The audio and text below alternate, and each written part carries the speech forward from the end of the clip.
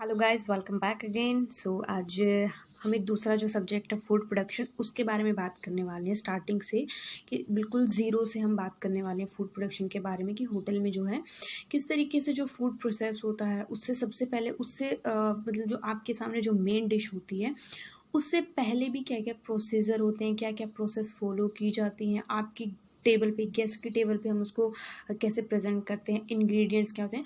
सो इन food production के जो lectures हैं उसमें हम ये सारी की सारी जो चीज़ें हैं वो कवर करेंगे। अब जो फूड प्रोडक्शन, उसका मैं आपको थोड़ा सा इंट्रोडक्शन बता देती हूँ कि उसमें फूड प्रोडक्शन में, अब जो फूड प्रोडक्शन उसकी कोई भी कुकिंग जो है उसकी कोई डिस्कवरी, कोई इन्वेंशन ऐसा कुछ भी माना नहीं जाता कहीं पर भी। Like it has been an evolution कि जो फूड है वो फिर बाद में जो टाइम्स के साथ और सोसाइटी के साथ जो वो चेंज होता चला गया, उसका कोई फिक्स नहीं है। और एक फूड जो बेसिक रिक्वायरमेंट्स है ह्यूमन बींग्स के लिए, सर्वाइवल के लिए, पहले के टाइम पे जितने भी वार्स वगैरह हुए थे तो उन सब में जो है फूड एक बहुत इंपॉर्टेंट रोल प्ले किया है। पहले क्या होता था कि प्री हिस्टोरिकल टाइम्स में जो आदिवासी थे, केवमैन थे, वो जो है जानवरों को मारकर कच्चा खाते थे। उनके पास कोई ऐसा सोर्स नहीं था और उन्हें पता भी नहीं था कि हाँ, हम इसको जो है हम अब पका के भी खा सकते हैं। तो सडनली मतलब ऐसा कुछ हुआ है कि कभी किसी ने कोई खा रहा होगा मीट वगैरह का कोई भी टुकड़ा, सो उस बाय मिस्टेकली कोई भी एक मीट का जो पीस है वो आग में जाके गिर गया होगा। उसके बाद से उसने उसको खाया तो उसका जो टेस्ट है उसको बहुत अच्छा लगा। उसके बाद से जो है वो पूरा का पूरा जो एनिमल जो था उसको हंट करके लेकर आते थे, वो पूरे के पूरे को जो है वो फायर के ऊपर रख के उसको मतलब रोस्ट करके खाने लगे। सो उसका जो है वो टेस्ट उनका बढ़ता चला। लेकिन जैसे जैसे सिविलाइजेशन आता गया उसके बाद उन्होंने कुछ हर्ब्स एंड स्पाइसेस जो है वो यूज़ करनी शुरू कर दिया और उसके बाद से जो टेस्ट और एनहेंस होता चला गया है। अब जो इनको अगर हंट करते थे उसके लिए वो लोग जो बहुत एक नुकीले टाइप के, बहुत ही जो स्टोन थे नुकीले टाइप के, वो यूज़ करते थे एनिमल्स को हंट करने के लिए। अब जो बहुत सारी जो कुजीन है आज के टाइम में वो डेवलप हो गई हैं कि पहले जो और कोई जाति होती थी, ट्राइब्स वगैरह जो होती थी, उनके अपने अलग अलग तरीके होते थे, अलग अलग मेथड होते थे कि वो किस किस प्रोसेस से जो है चीज़ों को बनाते हैं।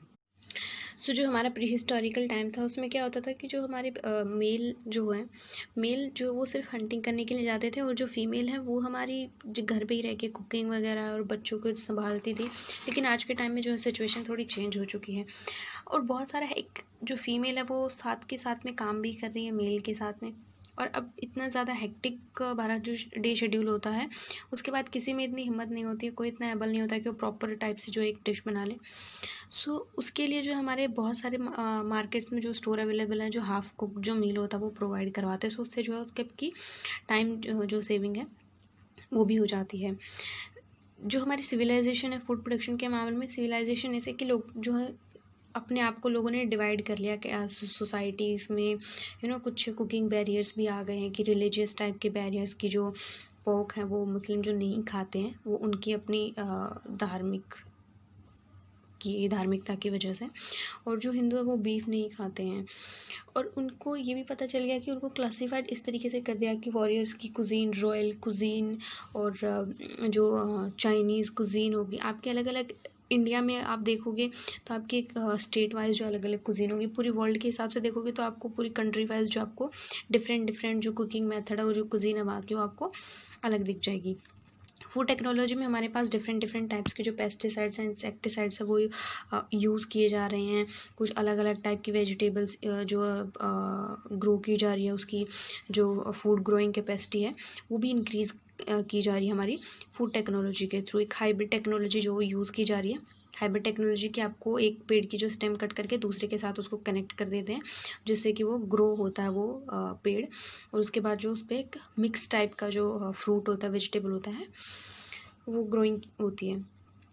उसके बाद हमारी जो अवेयरनेस, अब लोगों में ये अवेयरनेस भी आ गई कि जो हार्मफुल इफ़ेक्ट्स होते हैं पेस्टिसाइड्स के और इंसेक्टिसाइड्स के, जो लोग हैं अब इन सब चीज़ों से हट के जो है वो वापस से जो ऑर्गेनिक फूड उसकी तरफ जा रहे हैं कि हाँ, जो हम ऑर्गेनिक फूड है वो उसको परचेज़ कर रहे हैं, जो कि उसके जो प्राइस है वो बहुत ज़्यादा हाई है। कोई रिच जो फेमस जो लोग हैं वो ही इसको अफोर्ड कर सकते हैं। बाकी वैसे भी हमारी जो नेचुरल चीज़ है वो भी हम ग्रो कर रहे हैं। सो अब जो डिफरेंट जो पहले सेंचुरीज़ के हिसाब से जो है वो हम जो फूड का एवोल्यूशन है वो चेंज होता जा रहा है। सो नेक्स्ट पॉइंट जो है हमारा, नेक्स्ट टॉपिक जो है levels of skills and experience, जो कि हमारे जो किचन में बहुत ज़्यादा जिन चीज़ों की रिक्वायरमेंट होती है वो है हमारा प्रोडक्ट सबसे पहले पे।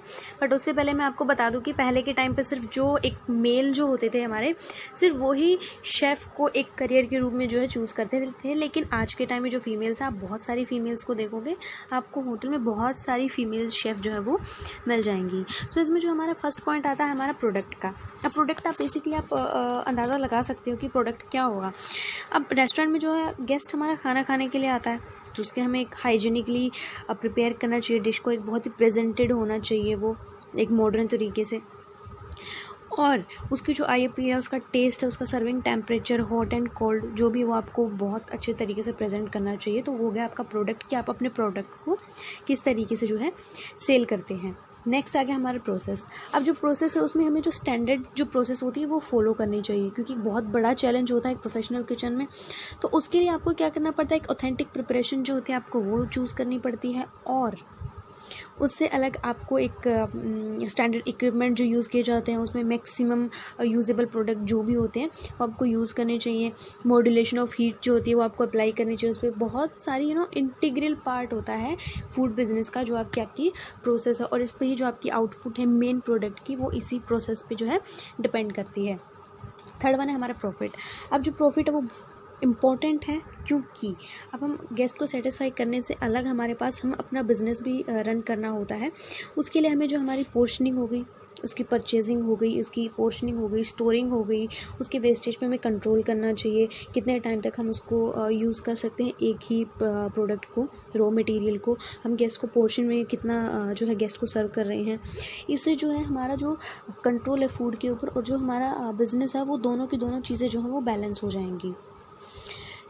और उसके बाद आता है हमारा पीपल में आता है कि जो अभी तक जो हमने 3 P's जो पढ़े थे वो हमारे प्रोसेस, प्रोडक्ट और प्रॉफिट हैं। ये सब जो हैं, जो 4th पार्ट है पीपल का, वो ह्यूमन बीइंग है। उनके बिना आपके जो पहले वाले 3 जो P हैं वो बिल्कुल भी काम नहीं करेंगे। सो मैं आपको बारी बारी से पीपल के बारे में बताऊंगी। पीपल्स में बेसिकली हमारी जो हायरार्की है होटल की वो आएगी। अब हायरार्की में सबसे हम जो लोअर लेवल है उससे शुरू करते हैं कि हमारे लोअर लेवल पे क्या आता है। उस पर आता है हमारे अप्रेंटिस, जो कि एक इंटर्न होता है, जो आपके एक कॉलेज में से जो एक आपकी ट्रेनिंग होती है, इंडस्ट्रियल ट्रेनिंग जो होता है उसको हम अप्रेंटिस बोलते हैं। और उसके साथ साथ अब वो जो एक बहुत ही अनस्किल्ड स्टाफ होता है, टाइप ऑफ अनस्किल्ड होता है, उसको नॉलेज नहीं होती बिल्कुल भी, वो अपने करियर बनाने के लिए जो है होटल में आते हैं। अब पहले के टाइम में क्या होता था कि डिफरेंट मतलब कौमी 1, कौमी 2, कौमी 3 से मतलब ऐसे शुरुआत होती थी। लेकिन आज के टाइम में जो सिर्फ एक ही कौमी जो है उसको होटल इंडस्ट्री में मतलब डिनोट किया जाता है कि सिर्फ एक ही कौमी, उसके बाद आप जो है डायरेक्ट DCDP बन सकते हैं। अब जो कौमी है उसका काम क्या होता है, उसका काम ये होता है कि वो सिर्फ एक पर्टिकुलर एरिया में रहेगा, उसकी स्पेशलाइजेशन होती है एक टाइम पीरियड के लिए। उसके बाद उसको प्रमोट होने के लिए आपको अलग अलग डिफरेंट आपको दिखाना पड़ेगा कि हाँ कि आप जो है वो टैलेंटेड हो, आपको और भी चीज़ें आती हैं। और एक जो कौमी होता है वो आपका बेकर भी हो सकता है, स्टाफ कुक भी हो सकता है, सूप कुक भी हो सकता है, वेजिटेबल कुक भी हो सकता है, आपका रोस्ट कुक भी हो सकता है। बहुत सारी जो है डेजिग्नेशंस होती हैं होटल में, जो कि आप उसके बारे में आप चूज़ कर सकते हो कि आपको कौन से डिपार्टमेंट में जाना है। उसके बाद आता है हमारा DCDP यानी कि डेमी शेफ द पार्टी। अब जो डेमी शेफ द पार्टी है एक बेसिकली एक फ्रेंच का वर्ड है, क्योंकि इसमें जो फ्रेंच वर्ड इसलिए यूज़ किया गया कि डेमी का मतलब होता है हाफ और शेफ द पार्टी का मतलब होता है ए पार्ट ऑफ द शेफ, जो कि अगर इन दोनों को एक साथ जोड़ेंगे, शेफ द पार्टी मतलब एक जो सुपरवाइज़र होता है जो सब कुछ मैनेज करता है डिश, वो भी मतलब एक कुक ही होता है बेसिकली, बट उनके लिए एक जो चीज़ें स्पेशलाइज हो जाती है कि आपको ये चीज़ें कुक करनी है। और उनको बिल्कुल ऐसा नहीं होता कि आपको थ्रू आउट द डे आपको सारी चीज़ें डिशेस जो है वो आपको प्रिपेयर करनी पड़ती हों। उसके बाद आता है हमारा सू शेफ़ जो होता है, जो डेमी शेफ़ और जो शेफ़ CDP और DCDP जो है उनका ऑलमोस्ट लेवल जो होता है बिल्कुल सेम होता है। दोनों जो है सू शेफ़ को रिपोर्ट करते हैं आगे। और जो सू शेफ़ होता है वो आपके जो आउटलेट्स होते हैं उनको डिपेंड करता है उनके अंदर कौन से स्किल्स है, वो कितना उनको हैंडल कर सकते हैं। उनके जो स्किल्स हैं, उनका जो वर्क एक्सपीरियंस है, उसके ऊपर डिपेंड करता है कि वो कितने जो आउटलेट्स हैं वो एक साथ संभाल सकते हैं, जो कितने किचन है वो एक साथ संभाल सकते हैं। ठीक है। उसके बाद जो जो सूस शेफ़ होते हैं वो बिल्कुल जो डायरेक्टली जो एग्जीक्यूटिव शेफ़ को जो है रिपोर्ट करते हैं।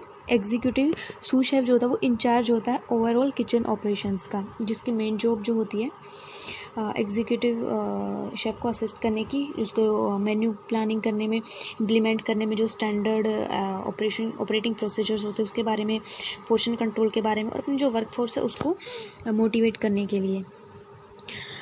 अब आज के टाइम में क्या एक बहुत सारे फेमस शेफ़ जो है वो कंसिडर किए जाते हैं, जैसे संजीव कपूर हो गया अपना। तो पहले के टाइम में इन सब चीज़ों को कोई रिकग्नाइज़ नहीं करता था, एक बिल्कुल एक रिस्पेक्टेबल जो जॉब है उसको नहीं माना जाता था शेफ़ को, लेकिन आज के टाइम में इसको बहुत ज़्यादा लोग जो है रिस्पेक्ट करते हैं। जो शेफ़ बनना जो है वो बिल्कुल भी आसान नहीं होता, क्योंकि एक बहुत ज़्यादा हेक्टिक जो उनका जॉब होती है बहुत ज़्यादा होती है। आपको बहुत सारा बर्डन रहता है आपके ऊपर, डिश प्रिपेयर करने में आपको हर चीज़ का बहुत ध्यान रखना पड़ता है, टेस्ट का और टेम्परेचर का, उसका आई अपील कैसी होगी, हर चीज़ के लिए एक बहुत हेक्टिक जो जॉब होती है शेफ़्स की, और उनको बहुत ही खड़ा रहना पड़ता है, खड़े खड़े डिशेज़ जो है प्रिपेयर करनी पड़ती है। नेक्स्ट हमारा attitude and behaviour in the kitchen. जो हमारा एटीट्यूड है और बिहेवियर है वो हमारा किचन में किस टाइप का होना चाहिए। उसमें सबसे पहले आता है हमारा डिस्ट्रैक्शन, क्योंकि डिस्ट्रैक्शन है बहुत जल्दी हो जाता है, और एक बहुत ज़्यादा ध्यान देने वाली, कंसंट्रेट करने वाले इक्विपमेंट्स होते हैं किचन के टाइम पे। किचन में हम जो यूज़ करते हैं उनको डिशेस प्रिपेयर करते टाइम पे अब थोड़ी सी भी गलती हो जाती है तो बहुत बड़े मेजर एक्सीडेंट होने के चांसेस बहुत ज़्यादा होते हैं। सपोज़ आपका नाइफ़ हो गया, आप किसी जो इक्विपमेंट है उसको, जो टूल है उसको आप यूज़ कर रहे हो, आपको ऑपरेट करना नहीं आता है, और कोई भी अगर आप काम कर रहे हो, और डिस्ट्रैक्शन किससे होता है, आपके जो साइड में कुछ का जो आपके कलीग काम कर रहे होते हैं उनसे डिस्ट्रैक्शन होता है, कि आप कोई गलत कर रहा है, आप उनसे बात देख रहे हो, उनकी साइड में आप अनियन कट कर रहे हो जल्दी जल्दी, लेकिन आप बातें कर रहे हो उनसे, तो आपका डिस्ट्रैक्ट हुए आप, और बाय मिस्टेकली थोड़ा सा डिस्ट्रैक्शन होते ही अगर आप परफेक्ट नहीं हो तो आपकी एक्सीडेंट के चांसेस होते हैं, आपकी उंगली कट सकती है, कुछ भी हो सकता है। नेक्स्ट है हमारा हैज़ का मतलब कि आपको बहुत जल्दी में जो स्टाफ काम बहुत जल्दबाजी में करता है। एक गोल्डन रूल है किचन का कि not to run no matter how urgent the task is, कि आपको कितनी भी कितना भी इम्पोर्टेंट, कितना भी अर्जेंट कुछ भी क्यों ना हो, आपको भागना नहीं है, क्योंकि किचन में अगर आप भागे, पैर स्लिप हो गया, कुछ भी हो सकता है, कुछ भी मिसहैपनिंग हो सकती है। सो उसके लिए आपको एक जो शेफ़ होता है ना वो अपने काम को करने की बहुत जल्दबाजी में रहता है, कि हाँ बस मुझे जल्दी जल्दी करना है, उस जल्दी जल्दी के चक्कर में जो है कुछ भी इंसिडेंट आपके साथ हो सकता है। गेस्ट है, आप गेस्ट ने कोई ऑर्डर दे दिया है, गेस्ट जो थोड़े टाइम के लिए वेट करेगा कि यार इतने टाइम के बाद जो है मेरे को रिमाइंडर कर देना है कि मेरी डिश क्यों नहीं आई अभी तक। अब बहुत सारे ज़्यादा ऑर्डर आ गए हैं, बहुत ज़्यादा बिजी शेड्यूल है, तो उसमें जो है गेस्ट का ऑर्डर नहीं पहुंचा है। अब गेस्ट जो है थोड़ा गेस्ट को थोड़ा शांत करने के लिए जो शेफ़ थोड़ा जल्दबाजी में, हड़बड़ी में डिशेज़ प्रिपेयर करने की सोचेंगे, बट ऐसा नहीं करना है। आपको जो एक प्रॉपर स्टैंडर्ड टाइमिंग होती है डिश को बनाने की, वही फॉलो करनी है। चाहे टाइम बेशक से बिल्कुल ज़्यादा लग जाए, बट अगर डिश अच्छी नहीं बनेगी तो आपका गेस्ट सेटिस्फाई नहीं होगा, जो कि हमारे लिए बहुत ज़्यादा इम्पॉर्टेंट होता है। उसके बाद आता है हमारा failure to observe safety rules and regulations. अब इसमें क्या होता है कि हमारे पास बहुत ज़्यादा रश होता है, बहुत ऑर्डर आ गए होते हैं हमारे पास, बट उस चीज़ को कम करने के लिए, मैनिंग को कम करने के लिए, और फिर बहुत जल्दी जो काम करने के लिए हमें मशीनरीज़ का यूज़ करते हैं। अब बहुत ज़्यादा बिज़ी होने की वजह से, बहुत ज़्यादा जल्दबाजी करने के चक्कर में जो मशीन है उसको हम ऑपरेट करना भूल जाते हैं। कोई नया स्टाफ है उसको ऑपरेट करना नहीं आता है, तो एक बहुत ज़्यादा मेजर चांसेस होते हैं कि हाँ आपके साथ कुछ भी हो सकता है मिसहैपन।